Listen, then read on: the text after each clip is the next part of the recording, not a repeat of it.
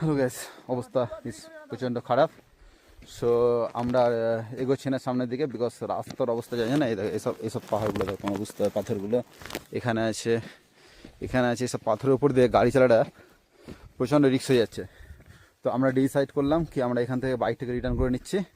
Return করে দিয়ে আমরা ইন্ডিয়ান বর্ডার হয়ে ওখান থেকে 4 চাকা ভাড়া করার পরে 4 চাকা তুলে দিয়ে আমরা ওখান থেকে সান্দাকপুরের ট্রিপটা আবার কন্টিনিউ করব।